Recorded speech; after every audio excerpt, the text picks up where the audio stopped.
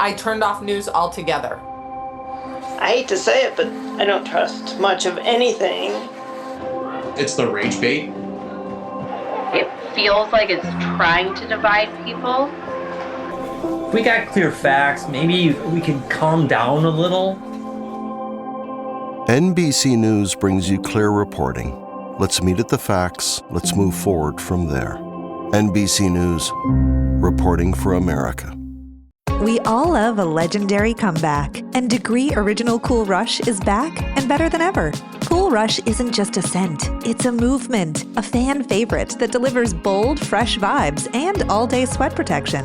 Whether you have a man that spends hours in the gym, heads into the office early, or is just trying to stay fresh on a long day, Cool Rush has their back. Head to your local Walmart or Target and grab Degree Cool Rush, the fan favorite scent from the world's #1 antiperspirant brand. I'm a mom of Irish triplets, twins and my third, who I had 18 months later. So I know a thing or two about baby gear and paraphernalia, what you need and what you don't. I only give an F about 3 Fs. Form, the quality and durability of a product, functionality, and fair price. I recently discovered Baby Trend's Cover Me 4-in-1 car seat. It's a convertible car seat that has a patent-pending canopy for overhead and side sun protection. It can be used for 4 to 100 pounds and in modes including rear-facing, toddler rear-facing, forward-facing, and belt positioning booster. And get this, the Cover Me also has a very convenient recline system which allows your child to find a comfortable position and limits the amount of space taken up by the seat when in the rear-facing position. My babies did not like having their knees scrunched up to their face, and rightfully so. Problem solved. Lastly, there's a no-twist, no-rethread harness and comfort cabin with multi-layered padding in conjunction with the UPF 50+ canopy I mentioned earlier. Baby Trend was founded in 1988, and it's a brand that's tried, tested, and true.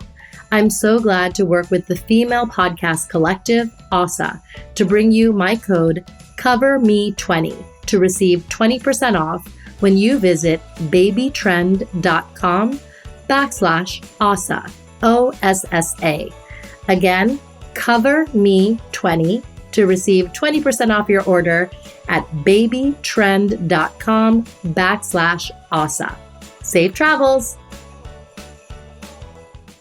Hi, this is Rachel Blumenthal, and my experience on That's Total Mom Sense was anything but predictable. Hi, it's Kanika, and I'm back with a brand new season of That's Total Mom Sense, where I interview parenting experts, world-renowned thought leaders, best-selling authors, and trailblazing entrepreneurs on their incredible life stories and mom sense experiences.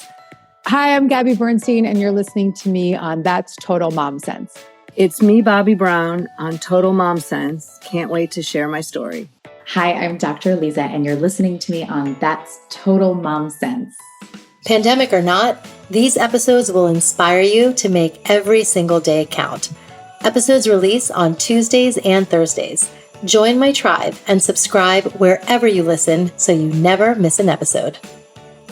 Kids had more visibility and more voice now than ever before. You know, gone were the days where you could just sort of put clothes in your home and say, wear those. Now where kids are asking for all the brands that most parents, you know, probably haven't even heard of before. And so we knew that we needed to have an aesthetic that really served that customer, but also served the parent. But most importantly, at every single touch point, really understood which type of consumer we were speaking to and make sure that we were tailoring the content, the voice, and so forth to that customer. And very often that customer is the kid versus the parent.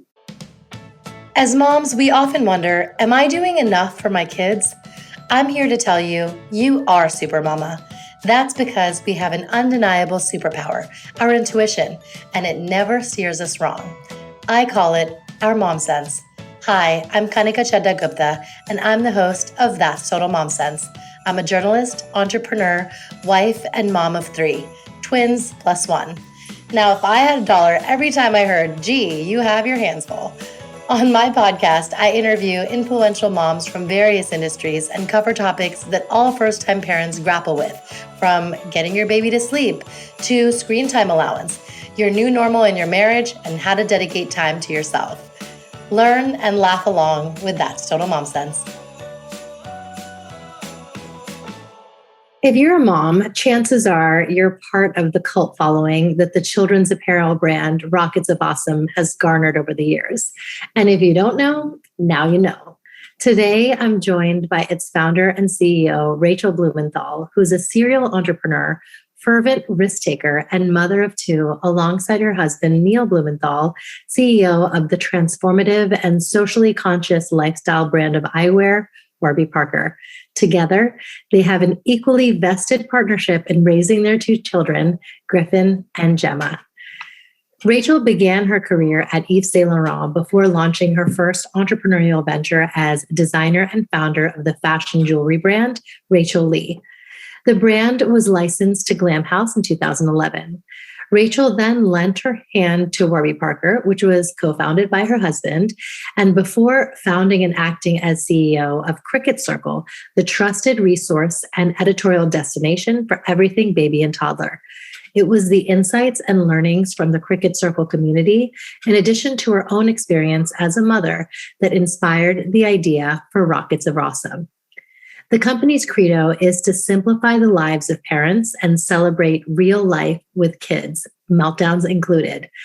Rockets of Awesome prides itself on pushing the boundaries of what it means to be a modern kids clothing brand, giving you the ability to shop whenever and however you want, whether you want to stock up when it's convenient for you or subscribe and save big. They'll always put the win-win, aka you and your kids loving the clothes and experience, first in everything they do. And made up of a team of moms, dads, aunts, and uncles, they understand the preferences and pain points to a T. Graphic T, that is. I'm excited to dive into this colorful conversation with Rachel. Rachel, welcome to the show. Thanks for having me. Absolutely. So let's start from the beginning. I love, going down memory lane. Tell us about your childhood and some of your fondest memories. Well, I grew up in Cape Cod, and, whenever I tell people that, they always say, "Oh, you mean you summered there?" And I say, "No, I actually grew up there." So, Cape Cod is a very low-key place to grow up. There wasn't a lot of sort of pressure and competition socially. Everyone, it wasn't about what you were wearing or, how much money your family had or anything like that. And so it was just a very simple, low-key way of growing up. My parents are originally from New York and New Jersey. And so fortunately, I had the benefit of visiting New York City and lots of different sort of areas beyond Cape Cod growing up and have exposure to that. And, for me, the minute I saw New York City, I knew that's where I wanted to live. So I mention that only because Cape Cod is such a lovely place, but many people just never leave there. Probably really my favorite sort of memories of growing up there was really just being very appreciative of the simplicity of it all, really being able to be a kid, really being able to sort of try lots of different activities and sports and things like that. I was a competitive figure skater, and that was something really important to me growing up. But, it wasn't a place where you knew brands or, what people had. It just, none of it mattered. Yeah, I love that. And I think that that's how childhood should be, wholesome and fun. So tell us about some of the lessons that your parents taught you growing up. I think that my parents instilled really the necessity to create opportunities for yourself and to really push beyond what is presented to you and ask lots of questions and being curious. And maybe some of that was just that because I grew up in such a simple, insular place, I knew that I wanted so much more and knew that my parents had so much more from an experience perspective growing up themselves. And I wanted that. And so I knew that I had to get off of Cape Cod. I knew that I had to live in a city. I went to school in Boston. And for me, that was just too small of a city. And I knew I had to get into New York. And while my parents have always been incredibly supportive, there are sort of foundational expectations of having a job and being able to pay your way to be able to live in New York City. And so, for me, it was about, how do I get there? How do I get a job as quickly as possible and be able to then sort of chart my course? Yes. Yeah. Amazing. And you have been resourceful from, day one. How did you decide on pursuing fashion as, your career choice? Growing up on Cape Cod, I was really only exposed to doctors and lawyers, and I didn't know really that fashion could be a career. Obviously, I knew it was, but I didn't really understand what the roles were. I didn't understand that it was sort of a well-respected field, if you will. I had no visibility. I was very naive. And when I moved to New York, I had a friend that was working in the PR department of Christian Dior, and I was like, oh my God, that's the most glamorous thing ever. And, meanwhile, she's like working in the closet and never, leaving that little closet that she was organizing samples in. But to me, it was the most glamorous thing ever. And she sent an invitation to a sample sale and CC'd me and every other fashion publicist in New York City. And I was like, this is my opportunity, because I didn't know a soul when I moved to New York. I didn't have sort of family members or friends that could get me into the industry. So I took all the email addresses, I BCC'd them, and I sent them my resume. And shockingly, people responded. And I remember calling my mom being like, it worked. People are responding. I have interviews, It was so crazy. And that was really the beginning. I interviewed about 4 different fashion houses. I was hired at Yves Saint Laurent. And, the woman that hired me, who I'm still close with today, she was like, yeah, you were from Boston, because I went to school in Boston. She went to school in Boston, grew up in Boston. And she was like, I liked that we had something in common, and you seem smart. And I figured that you'd, figure it out. And that's what I did. I was just thrown in and, really straight into the fire and had to figure it out. And I think that's really where I thrive. Yes, that's amazing. So I also went to school in Boston. I was at BU, and you and Neil were at Tufts, right? We were. Yep. Yeah. Okay. So, and that's where I feel like courtship began. So tell us about how you met. So Neil and I met sort of preterm a freshman year, and we just sort of met socially, and ultimately we ended up having the same circle of friends and would, see each other at lots of different things. But we didn't date in college. We actually dated each other's friends all through college.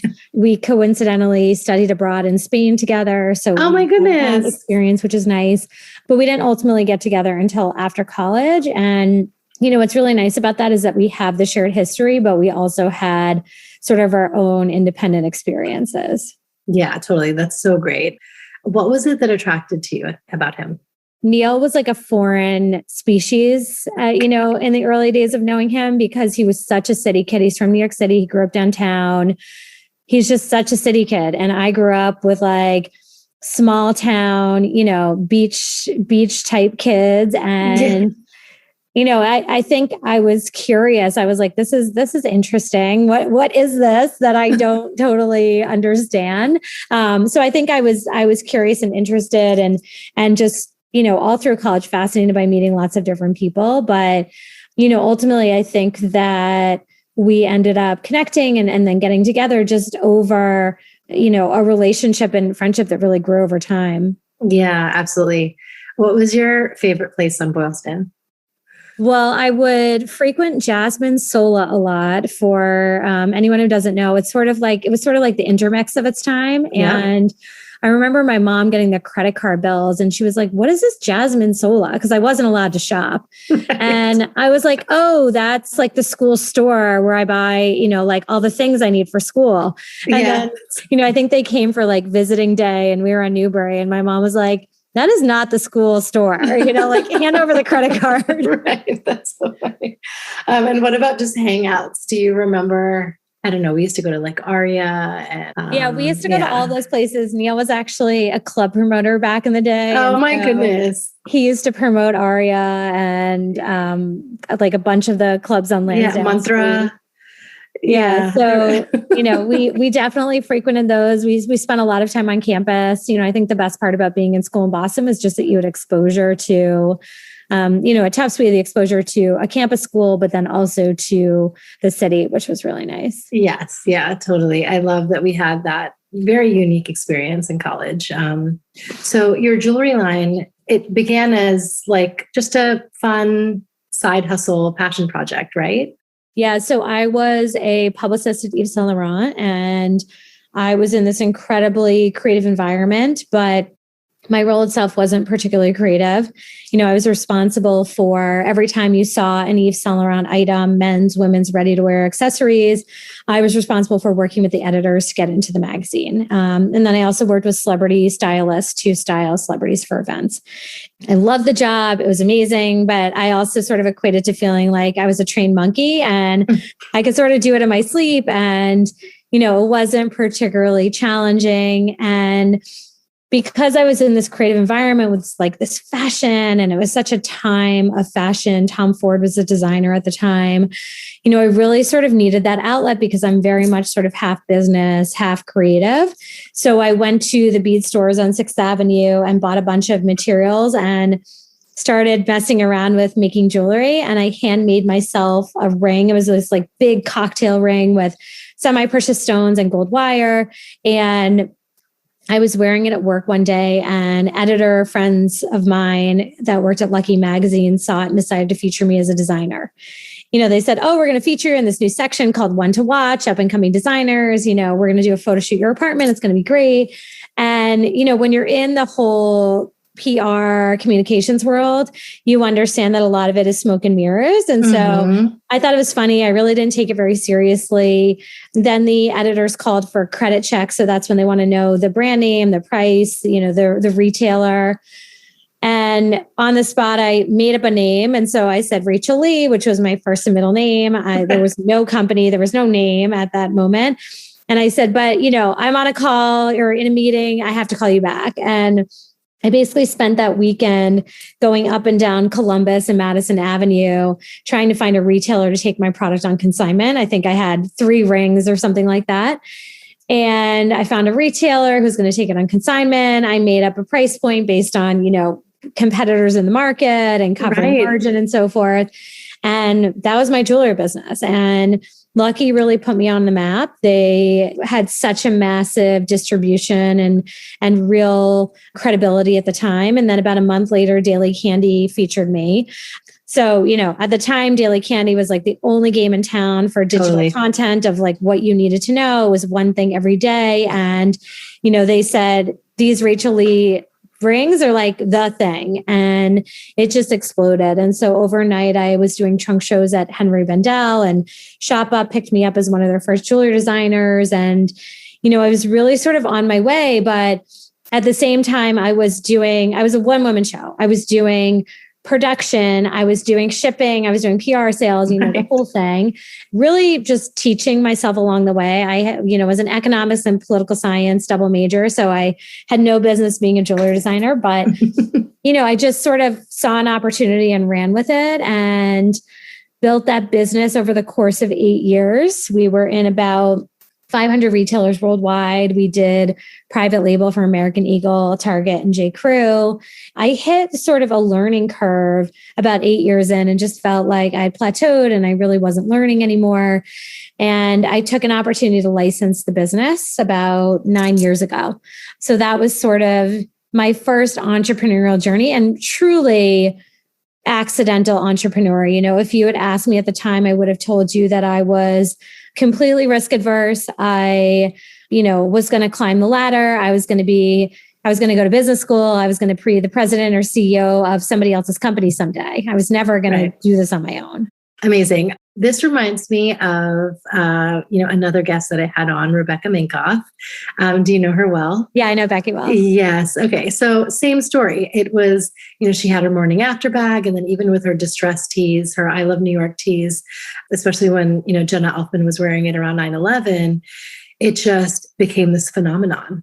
Everyone needed one. And she was working backwards to be able to fulfill the demand. So what was it like during that time? Because now we can shop on Instagram and everything is literally at our fingertips. And, both of you were so tenacious and scrappy and built your product lines from nothing and got that exposure that was set to the masses. It's really incredible. It was really such a different time. I mean, it was a time where if you got your item on a celebrity and People Magazine or In Touch or whoever picked it up, or if it was on a TV show, you would just immediately see the correlation and you would be sold out and you wouldn't be able to keep up. And it could be a sort of item-driven strategy within a more holistic assortment strategy.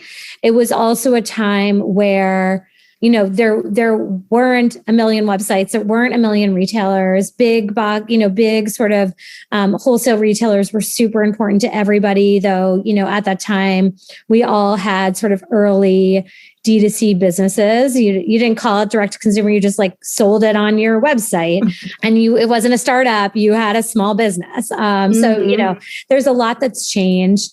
I probably for Becky as well, I can't remember, but, for me, it was, a foundational business in terms of my sophistication of understanding, how do you sort of scale and operate these businesses? I never raised capital. I didn't know that you could raise capital. I had a line of credit from a bank that I would use from time to time, but, we were extremely profitable and that was the status quo back then. And now the status quo is raise venture capital, don't be profitable, and raise as much as humanly possible and just grow as fast as possible. And, I think for most businesses back then, at least in the consumer space, it was very much more of a slower, steadier pace of growth. And because there were less brands around, you really could differentiate and stand out from a crowd. But the retailers that you sold to were hyper critical. It really mattered from a credibility perspective, which retailers you sold to. You had to be, for the contemporary brands, you had to be in Barney's and Bergdorf's and Bendel's and sort of all of those places to have the credibility to sell elsewhere. Stick around. Yeah, exactly.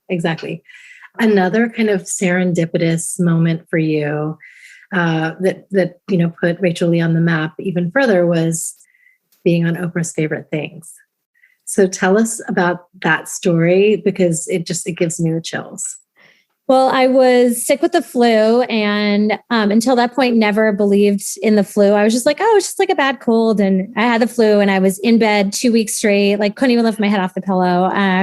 Someone from Oprah's team called and said, basically call us back. And that was the only thing I did in 2 weeks was call them back, basically. And it turned out that my brand was named Oprah's Favorite Things, which was completely shattering in the best way possible. And probably a couple months after that came out, I was in Philadelphia. We were living half in New York, half in Philadelphia. Neil was in business school at Wharton.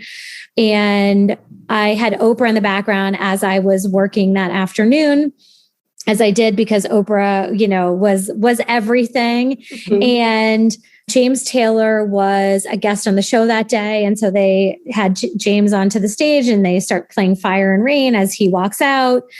Gail and Oprah walk out and they're both wearing my jewelry. It was this crazy sort of kismet moment because when I was deciding to leave Yves Saint Laurent in the early days to start my jewelry line full time, it was a really hard decision. I was going from something that was a sure thing to a complete risk. And I was at the time very risk adverse. And Neil was my boyfriend at the time, and he had come over to convince me and sort of guide me in making that decision. And we had James Taylor playing Fire and Rain in the background. And so in that moment where James Taylor is playing Fire and Rain in the background, Oprah and Gail walk out on stage and they're wearing my jewelry. I just started crying hysterically and probably laughing at the same time because I just couldn't believe how this could all be sort of falling into place. So it was one of those complete pinch me moments. Yes. And so is Fire and Rain your song? I mean, not necessarily. No, it's just, I'll always just have that memory. Yeah. Oh my gosh. It's so beautiful. And now for a quick break brought to you by my brand sponsor, Homer.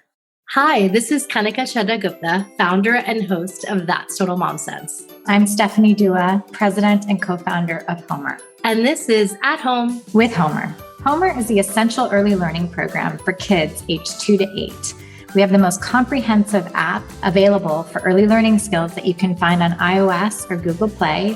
And you can also find our really fun Explore kits that help kids with their math, their reading, and social emotional learning that you can find on our website, learnwithhomer.com. On this weekly segment, we're going to cover a range of topics from raising confident readers to developing emotional intelligence. These are the skills that will carry your child through school and life and resonate most when taught at home by you, their most important teacher. So grab a notepad, your phone, or your mental notebook to remember the tips shared during this segment. And now on to At Home with Homer.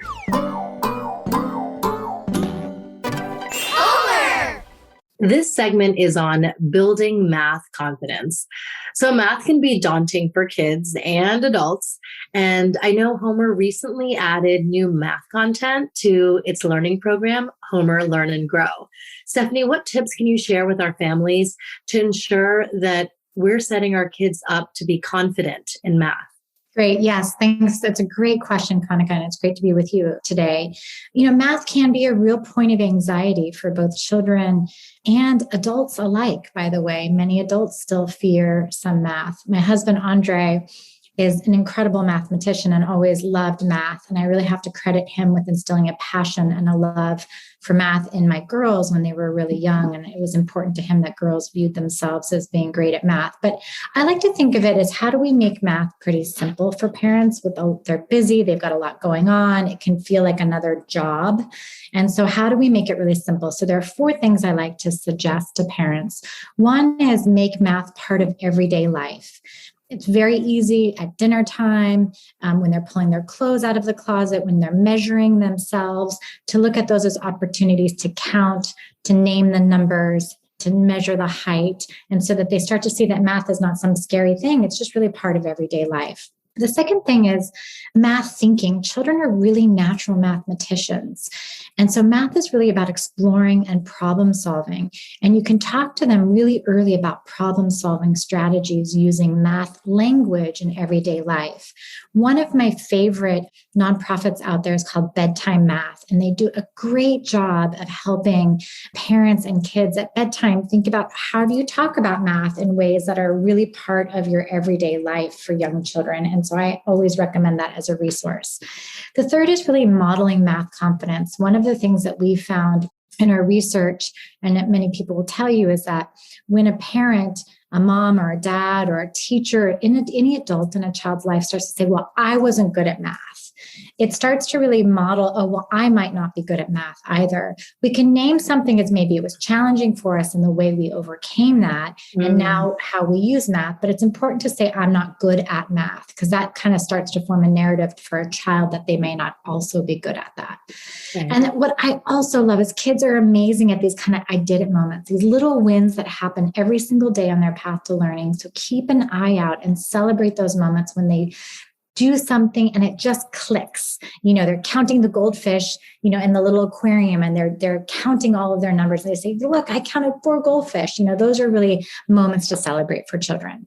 Oh, that's amazing. Really, really great tips. Thank you. ¿Hablas español? Sprichst du Deutsch? Kan du norsk? If you used Babbel, you would. Babbel's conversation-based techniques teaches you useful words and phrases to get you speaking quickly about the things you actually talk about in the real world, with lessons handcrafted by over 200 language experts and voiced by real native speakers. Babbel is like having a private tutor in your pocket. Start speaking with Babbel today. Get up to 55% off your Babbel subscription right now at babbel.com/Spotify. Spelled BABBEL.com/Spotify. Rules and restrictions may apply. Adobe Acrobat Studio, so brand new. Show me all the things PDFs can do. Do your work with ease and speed. PDF Spaces is all you need. Do hours of research in an instant with key insights from an AI assistant. Pick a template with a click. Now your prezzo looks super slick. Close that deal? Yeah, you won.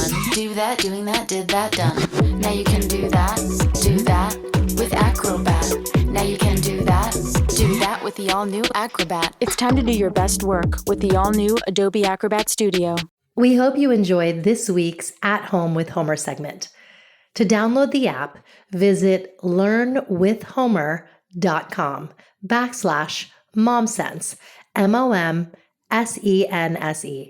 to receive your very own 60-day free trial.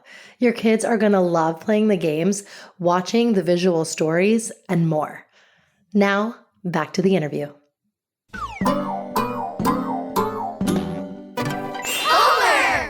So tell us about fast forwarding to your motherhood journey. Yeah. So fast forward. So I licensed a jewelry brand right after I had our first child, Griffin. He's now 10. And, after sort of going through that process and having him, like every new parent, you feel like there are so many opportunities to innovate and level up sort of that experience that you've gone through. And what blew my mind was that I received probably 40 Excel spreadsheets of what to buy when you have a baby, and they were like color coded and, had a grid and like this whole thing. And, the more sort of degrees somebody had, the more color coding and intense the spreadsheet was. Yeah. And as somebody that really appreciates organization like that, but also someone that probably values cutting through the clutter and life hacks and sort of some, like Cliff Notes, lived by Cliff Notes in high school. For me, these spreadsheets just sort of blew my mind. And I was like, why does everyone need to reinvent the wheel? Why can't there be sort of a platform that aggregates all of these recommendations and makes it easier for customers? So I launched a platform called Cricut Circle, which was really, a Cliff Notes of what to buy when you have a baby. It was based on a very simple algorithm and technology platform that we had built. It was sort of the 3 best products in every category. We would test them for you, tell you, what they meant in sort of layman's terms. So, someone who's never touched a stroller before, it's like, this one has a telescoping handle and this one doesn't. And you're like, what's the hell a telescoping handle? And do I need one? And so we'd really sort of like cut through the clutter for you. And we had a baby registry and also a content platform that would write real sort of, again, like cut through the clutter, no noise, little stories, 25 things that nobody tells you about having a baby, 10 things you have to pack for the hospital, the other 5 things everyone tells you, but you shouldn't pack, those stories like that. And Cricut Circle really built a very, very fast and super engaged following because we were probably the first of its time, at least in that sort of category, to cut through the clutter and really talk to you the way your best friend would talk to you. We didn't mince words. We didn't beat around the bush. And people just really appreciated that.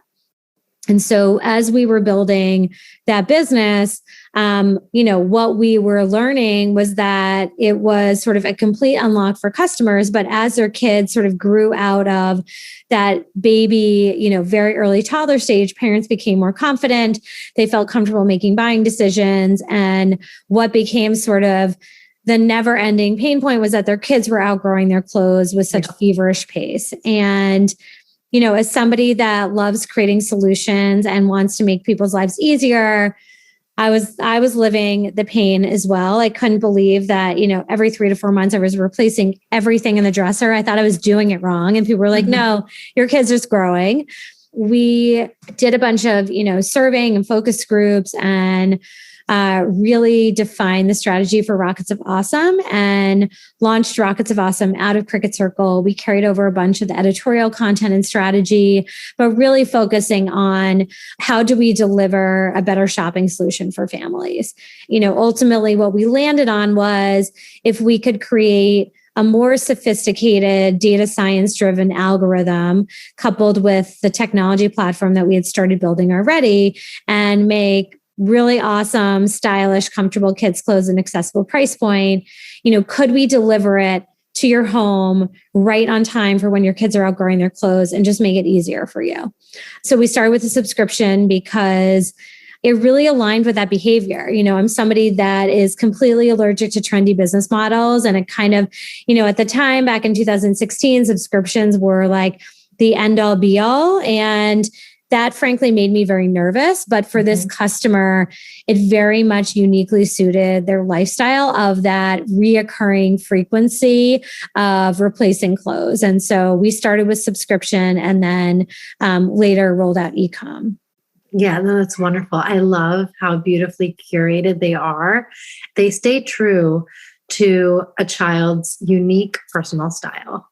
What we have to be most mindful of is, sure, the parents are the customer, but the consumers are the kids, and they're going to be very opinionated about what they wear. Yeah. And I think that was, one of the things that really stood out to me was that it's a $35 billion business in the US alone. You have, big market leaders like Carter's who, are $4.5 billion top line businesses. But what was super clear to me was, one, they didn't have the technology and data science infrastructure that I knew was going to be the future of any business. And then the second was that they really were out of touch and didn't understand the modern consumer. They didn't know that either recognize or probably really prioritize that kids had more visibility and more voice now than ever before. Gone were the days where you could just sort of put clothes in your home and say, wear those. Now where kids are asking for all the brands that most parents, probably haven't even heard of before. And so we knew that we needed to have an aesthetic that really served that customer, but also served the parent. But most importantly, at every single touch point, really understood which type of consumer we were speaking to and make sure that we were tailoring the content, the voice, and so forth to that customer. And very often that customer is the kid versus the parent. Yes, absolutely.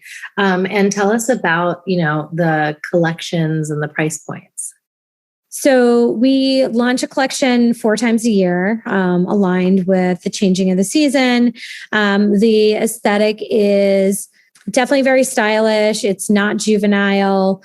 Often parents feel like, oh, that's something I would wear. So it's, it's kind of sort of pared down from like a mini me aesthetic. We always hit on sort of what are the core trends. And we tend to be several seasons ahead of the trends. We never, like once everyone's doing tie-dye, we're like long gone and like never designing tie-dye again kind of thing. Yeah.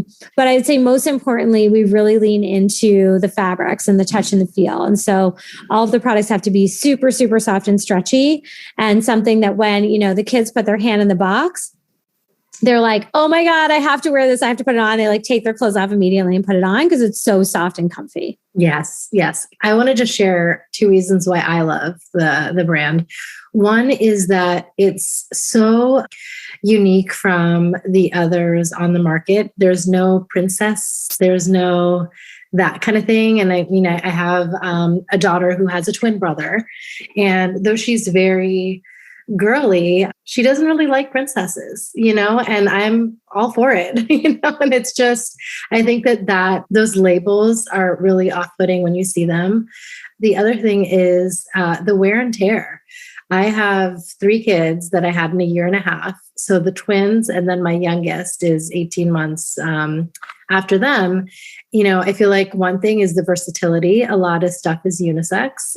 And then secondly, I can preserve these hand-me-downs for my youngest because it's not too far off that I'm saving them, and know that they still can kind of stand the test of time. So I love it.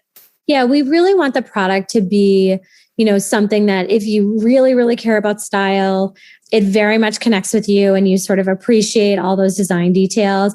And if you don't care about style and you really just care about, comfort and, to your point, product that really lasts, nothing is polarizing. And so it's really interesting to try to design a line that is brand defining, but not polarizing, which makes it really fun. And the beauty of the subscription, to your point, is that it is personalized for every single kid. So every kid gets their own box. No 2 boxes are the same.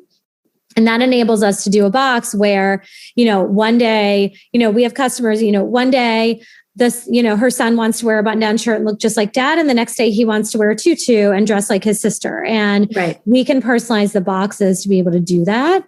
We're also really sort of thoughtful about knowing that kids' clothes, they go through them so quickly. And, regardless of how much money you have to spend, nobody wants to spend a lot of money on kids' clothes. All parents want to feel savvy, right? We want to feel like we hacked life and got a deal.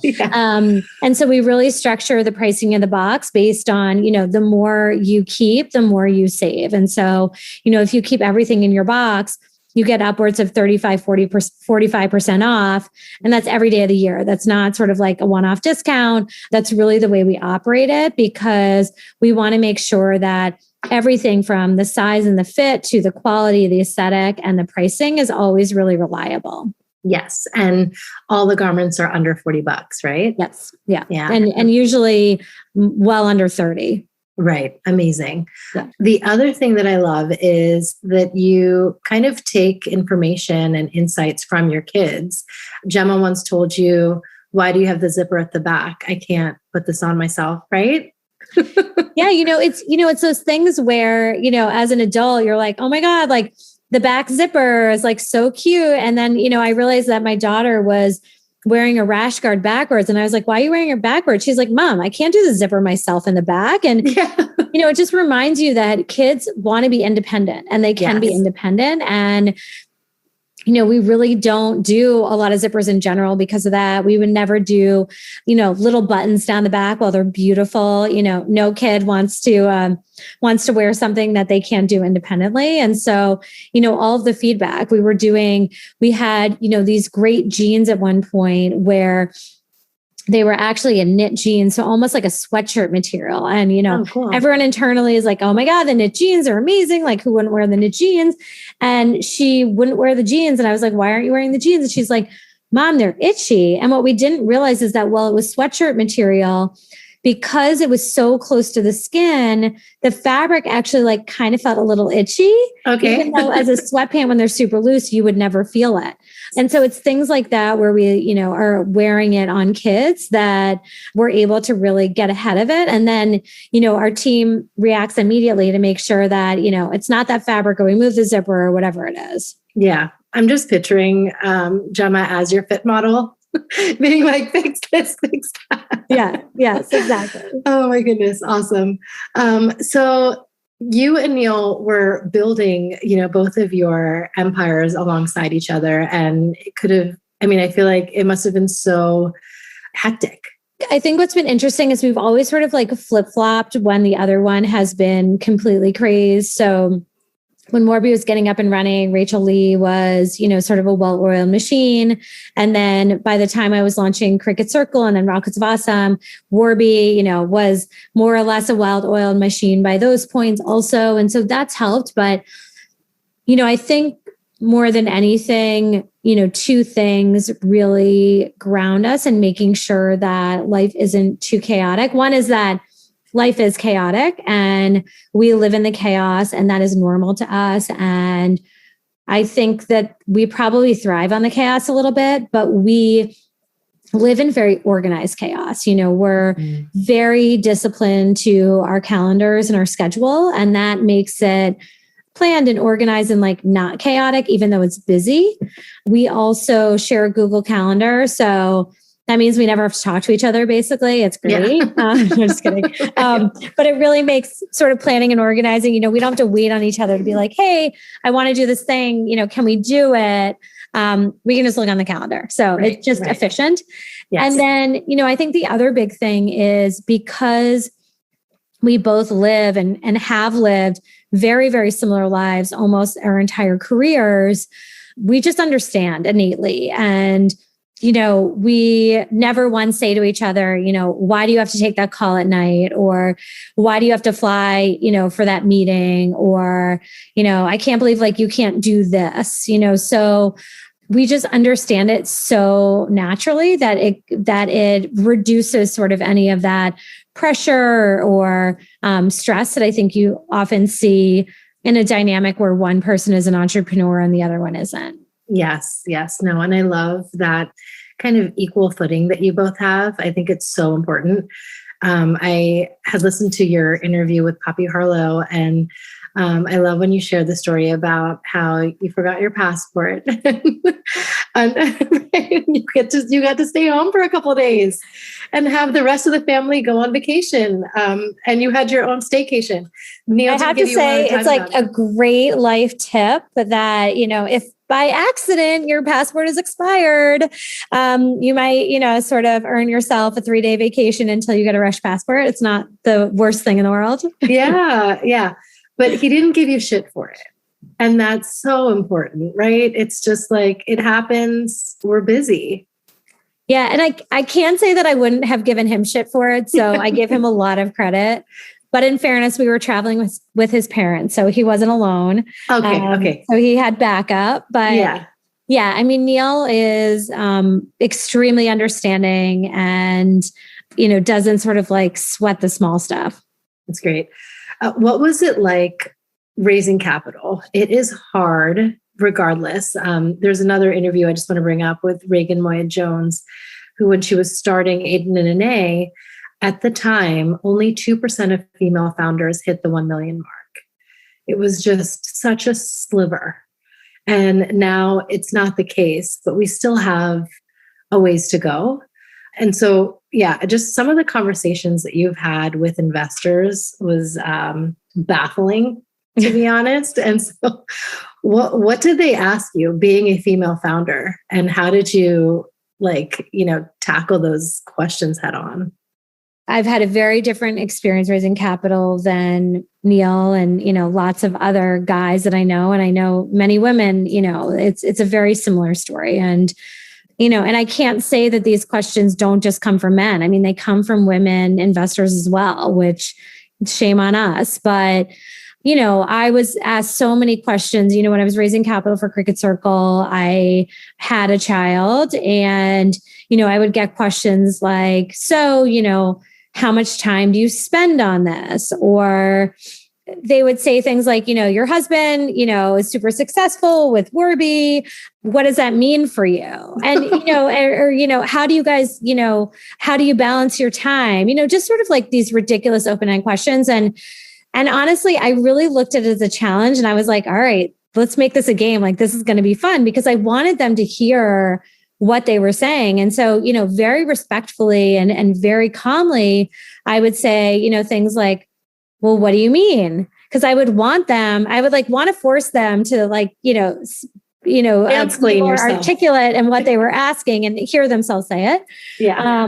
Or if they would say, how do you spend your time? I would look at them, dead in the face and say, exactly the way my husband spends his time. Like, what do you, this is the most ridiculous line of questioning. So that was always frustrating. I think if anything, it's always been fire under my ass. It's always been real motivation to just prove everybody wrong. And, I continue to be on that journey. And, that's what keeps me running and fighting every single day. But, it's really frustrating. It's super disappointing. I also think that men and women are also very different, right? Mm-hmm. So guys often walk into a room to raise capital and they're, super confident and they're like, we're going to build like the next Facebook. And they're clearly not. And women walk in and they're like, we think we can do this. And, we all do it. And, I think that the challenge is for women, I've gotten feedback of, like, oh, you're like really abrasive or you're aggressive when I've like gone in trying to be more confident. I don't think that anyone that knows me would ever describe me as like aggressive. So, I think it's challenging, but I think more than anything, having the awareness around it and really, taking the higher road and using it as motivation and, probably more than anything, helping to prioritize which investors you do talk to. I think speaking to investors that are super passionate about your category or, the product that you're launching, often people say that you should go talk to the funds who tried to get into a round of a competitive business, but couldn't get in because, that means they like your category. So hopefully that will change over time. Yes. Yeah. No, I think so. And then would you say that like accepting the raise from an investor like that is kind of selling out or no? I think it's challenging. I think that if you're in a position to, have complete sort of control and scrutiny over the investors that you take capital from, then that's amazing. And if you don't, I think you take it having complete knowledge and insight and visibility to, who this is that you're getting in bed with and really sort of doing what you can to control the dynamic of the relationship. And, at the end of the day, investors pay attention to and they spend time on the businesses that are thriving. It's completely binary to them. It's like you're either going to be $1 billion or you're going to be like nothing. And there's like nothing in between for them. Mm-hmm. And so depending on which camp you fall into, that more than anything ends up dictating the relationship that you have with your investors. Sure. Well, Warby has become a triple unicorn now, which is really remarkable. And so, how did you help the success come to be? I mean, I take absolutely zero credit for for Warby Parker. They are such an exceptional group of founders and best friends. I mean, the four of them are best friends today. We go on vacation together once a year. Like, we're all family. They're just such a unique group of leaders. But, I think for them, really their success was in being deadly focused on what they were and what they weren't. I think an example is that as they really unlocked the craze of glasses, everyone was sort of trying to convince them, get into different categories. You've got to diversify. Okay, so like, what accessory category are you going to be in now? And they really didn't fall into, that path. They really took, the laser focused path of, we are in the world of eye care and we are going to deliver every solution around eye care. And that is, our focus right now. And, they've since been able to launch contacts and, you can do an eye exam from your iPhone. They, have, doctors in all their stores where you can get eye exams and checkups and things like that. And so, they've really just been laser focused and really focused on their mission. And, I think that we've both learned a lot from each other over the years. The guys learned from me around fashion and marketing in the PR world and supply chain and stuff like that in the beginning. And I've learned endlessly from them and their team. And we all play in sort of the same world, but have our own independent businesses and can really learn from each other, get advice, support each other. REI Co-op presents a perfect outdoor moment with the perfect gift. Picture this. You're ripping with your favorite person. Bluebird skies, blower powder, and frankly, you're skiing like legends. So sick. Another lap? Thanks to REI's curation, from lid to sticks, you nailed the gift. No way. How'd you know? Does it get more perfect than that? Give without guessing. Shop in store or visit rei.com. This is a real good story about Bronx and his dad, Ryan, real United Airlines customers. We were returning home, and one of the flight attendants asked Bronx if he wanted to see the flight deck and meet Captain Andrew. I got to sit in the driver's seat. I grew up in an aviation family, and seeing Bronx kind of reminded me of myself when I was that age. That's Andrew, a real United pilot. These small interactions can shape a kid's future. It felt like I was the captain. Allowing my son to see the flight deck will stick with us forever. That's how good leads the way. That's so great.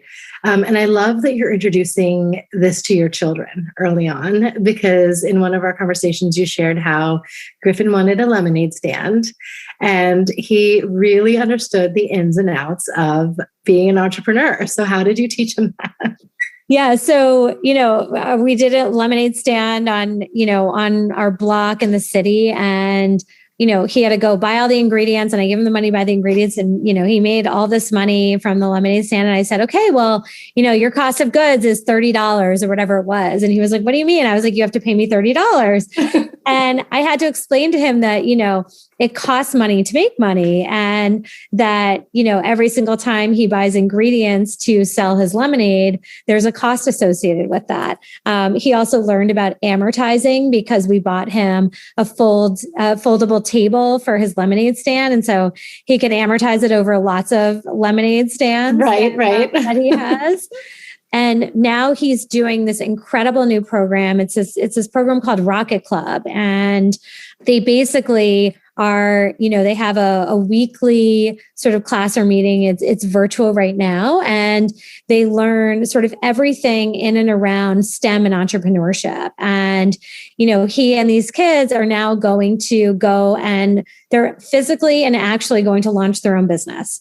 They're like 8 to 11-year-olds, and this is what they're going to do. And so last week he learned about cryptocurrency and Bitcoin and all these things. And I'm like, can you explain that to me? Because I don't really understand it. He's learning about valuations in the public markets and the private markets. And so it's just, it's the one thing probably that he does that he's like, I really like this. This is really cool. And, first of all, I'm so grateful and appreciative to them and their program. But, I see a little bit of myself in him in that I couldn't wait to go start working. I did well in school and, school was fine. But to me, school was really social. But all I wanted to do was get into the world and start working. And I really see that with him. And I think that's why he's so sort of motivated and excited about this program. Wow. I can't wait to see what he builds. I know. Me too. Oh my goodness. Yeah. Amazing. Is Gemma similar in her interest? Is she like...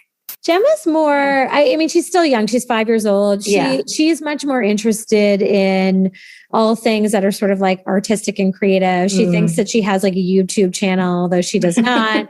And so she like makes videos all the time. And she's always coming up with like, different art projects of like building things with different sort of like scraps around the house. So she is like hyper creative. Wow. So cool. What is a typical conversation at the dinner table? Well, Gemma spends like half her time getting up and doing cartwheels and performing some show for us. Okay. And we usually talk about, what meetings we had that day. And Griffin will tell us something that he learned in Rocket Club or, something that they're learning in school. He is learning coding in school. And so I actually had my CTO do a session with his group so that they could learn about, what it's like to be a CTO and the type of languages that, different businesses use on the coding side. But it's really across the map. And I think the coolest thing is the type of questions they ask. One night Griffin said, Mom, I've been thinking a lot about your supply chain. And, I know that you get the fabric from one place and you get the zipper from the other place. And then the fabric has to turn a color and then it turns into a shirt. I'm trying to figure out, like, does someone must deliver the fabric to the one place that cuts the shirt? And, he's sort of like piecing it all together. And it just sort of blew my mind that, I think you forget as an adult that kids are always listening and they're paying attention to every last thing. And, just from hearing little conversations here or there, like overhearing us on the phone or on Zoom or whatever it is, he was starting to pick it up and thinking about, how does it really work? Wow. I think it's so wonderful how he has such a keen interest. And at this age, it's just the world is his oyster. What legacy would you like to leave behind? Well, I really do hope that we're able to build Rockets of Awesome into a household brand that lasts the test of time. I really hope that it can sort of be as big, if not bigger, than the Carters of the world. But I think underlying in that more than anything is that the brand really stands for celebrating and instilling confidence in kids and making sure that every single day when they get dressed, they feel like the best version of themselves and they can be whoever they want to be that day. And that's really what it's about. It's about that confidence in kids and also the confidence in parents, giving parents sort of the validation that you're doing a great job. It's really hard. You're doing a great job. Like, don't feel like you have to do everything that everyone else is doing. You're doing great. And for both of those versions of our customer, that's what this is about. Yes, we sell awesome kids clothes, but it really is about instilling that level of independence and confidence across our customer base. Yes. Can you share a mom sense moment that you've had where you trusted your built-in sixth sense, that intuition that we all have?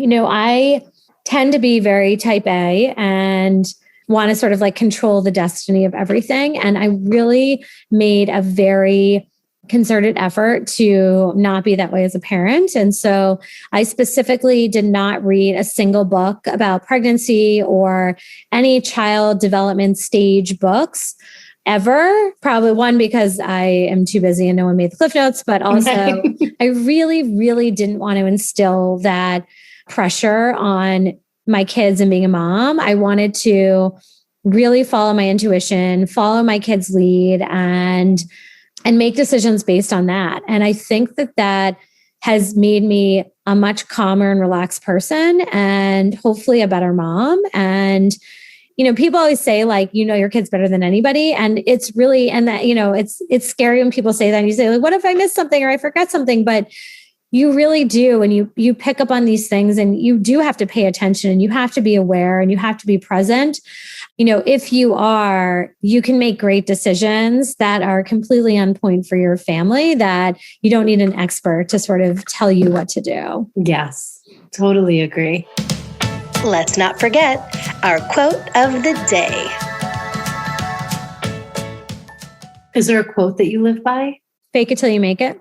Yeah. Right? I mean, we're all faking it, right? We're all just like trying to get there, and where is there? That I think for everybody continues to evolve and shift, but more than anything, everyone, whether they are at, whether someone would perceive them at the top of their career, or someone is perceived as sort of just getting going, everyone sort of has that, inferiority complex, or feeling like, they don't have it all together. And, the more that you can sort of fake it until you get there, until you figure it out, till you unlock it, I think it serves people really well. Yes, agreed. It's now time for Mom Haul, when we share products we love. So is there a product that you're loving right now? Well, this is kind of generic, but I live by sort of a strategy of having a pouch, and this pouch houses every sort of necessity that I need. And so it has like my earbuds, my like mini wallet, my keys. It has hand sanitizer now, and a face mask, and migraine medicine, because I get lots of migraines, and hair elastic, and kind of like the essentials that you need every day. And that pouch sort of goes with me wherever I go. So, in real life, when I had different purses and I was switching out purses, it just made it really easy, because I would just like take the pouch and put it in the next thing. Right. I never have to worry about like, do I have my stuff? Because it's always in this pouch. And I find that it saves me a lot of time. So smart. Is there a brand of the pouch, or it's just any? I tend to like the Prada nylon pouches, and I still have a bunch of them that I bought at the outlet in Italy and, like 20 years ago when I studied abroad, and they have lasted a very long time. Yeah. You can pass them down to Gemma. Yeah, but I like to try to find them like on sale on like the Real or something, because they're otherwise very overpriced. Yes, makes sense. But that's such a good hack, because we aren't going too many places, but if you need to throw it in your stroller or glove compartment, it's like easy. Okay. And where can my listeners find you? On Instagram, we are at rocketsofawesome.com, and I'm at the RLB, which are my initials. And our website is rocketsofawesome.com. Amazing. Rachel, you are a breath of fresh air. Thank you so much for sharing your story and simplifying our lives. Parenting in a pandemic and otherwise is really, really hard. And you're just doing us a solid by taking care of the clothing component. Trying. Thank you for having me. Thanks for listening to my interview with Rachel Blumenthal of Rockets of Awesome. I feel like our chat was awesome. I'm so glad we got into all the things from entrepreneurship to motherhood. So today was actually my 100th episode. Thank you, Rachel, for being part of this special milestone. I still remember launching That's Total Mom Sense a little over 2 years ago, well before the pandemic, because I wanted to create a space for motherhood and parenting stories that follows 3 pillars. It's informative, engaging, and inclusive. So as you guys know, listening to the show, this isn't a place where we're doing any banter or commiserating. It's instead a platform for my very distinguished guests to share their success stories and share how parenting has forever changed them. And they, in turn, can leave us with their life lessons and tangible tips. And as you all know, I recently launched That's Total Mom Sense merchandise to make you feel comfy and cozy as you tune in to the podcast. I have hoodies, tanks, mugs, earbuds, pens, and notepads to truly enhance your listening experience. So to commemorate 100 podcasts, just a pinch me moment, log on to my website, that'stotalmomsense.com, and go shopping. Click on shop and you'll see all the merch right there. Buy anything that you do like and resonates with you, and then post a photo of yourself on social media and tag me at Kanika Chadha Gupta.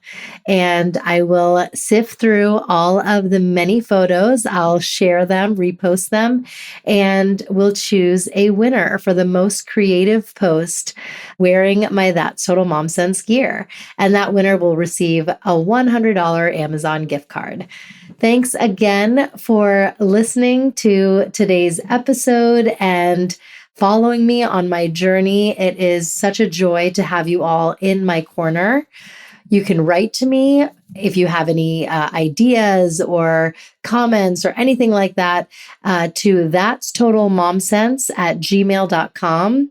And reviews always help. So you can leave me a review wherever you listen on Apple Podcasts, Spotify, Stitcher, and Goodpods, which I absolutely love because you get to recommend podcasts of your choice to your friends within the social network. So share and review and leave me some love. Remember, always trust your mom sense. Stay strong, super mamas. See you next time. That's total mom sense.